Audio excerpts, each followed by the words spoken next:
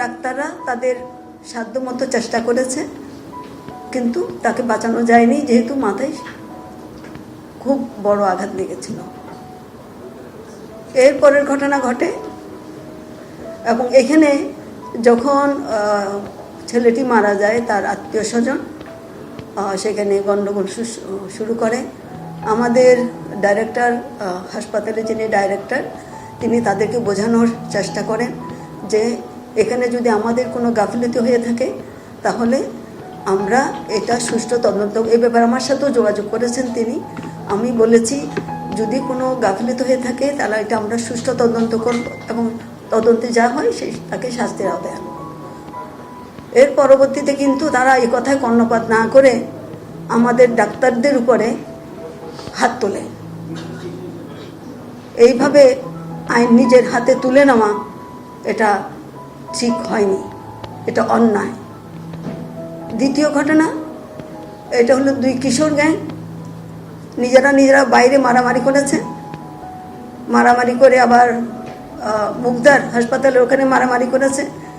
তাকে মুগদায় নিয়ে যাওয়ার চেষ্টা করেছিল, কিন্তু আর গ্রুপ তাকে নিতে দেয়নি। তখন সে আবার চলে আসে ঢাকা মেডিকেল কলেজ হাসপাতালে। মেডিকেল কলেজ হাসপাতালে আসার পরে এখানেও তাকে চিকিৎসা থেকে বিরত রাখার জন্য তারা চেষ্টা করে। যাই হোক, আমাদের এখানে তাকে চিকিৎসা দেওয়া হয়, কিন্তু সেও এটা একটা ঘটনা। তৃতীয় ঘটনা হলো একজন ব্যক্তি বিষ খেয়েছেন, তাকেও কর্মীটোলা হাসপাতালে নিয়ে যাওয়া হয়েছিল। সেখানেও ডাক্তাররা তাকে প্রাথমিক চিকিৎসা দিয়েছেন।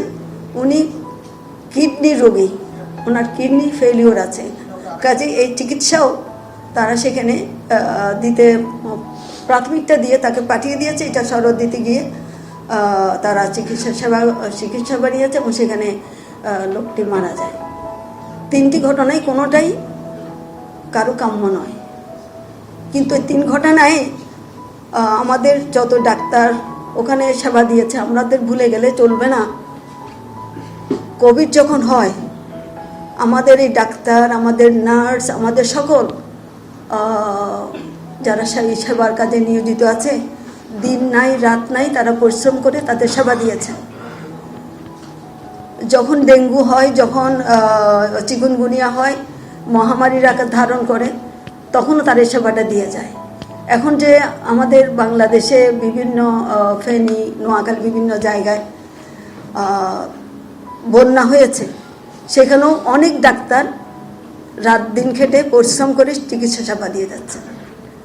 এখন কথায় কথায় তাদের গায়ে হাত তোলা, এটা কোনোভাবেই মেনে নেওয়া যায় না। আমি এই ঘটনার, যারা এই কাজটা করেছে, আমি এই ঘটনার নিন্দা জানাই এবং আমি প্রতিশ্রুতি দেই আমার সকল ডাক্তারের কাছে যে আমি এই সব ঘটনার সিসিটিভি ফুটেজ যেগুলি নিশ্চয়ই আসছে, এগুলো বিশ্লেষণ করে আমি তাদেরকে আইনের আওতায় আনব, এটা আমার অঙ্গীকার। আর জনগণকে আমি বলবো, এই ডাক্তাররা আপনাদের সন্তানের মতন, কারো ছেলে, কারো ভাই, আমাদের নিজেদের সন্তানের মতো। তাদের দিক প্রতি একটু মানবিক হন।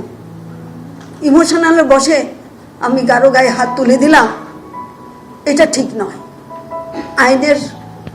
আইনটাকে নিজের হাতে তুলে নিলে দেশ আর দেশ থাকে না, বিশৃঙ্খলা হয়ে যায়।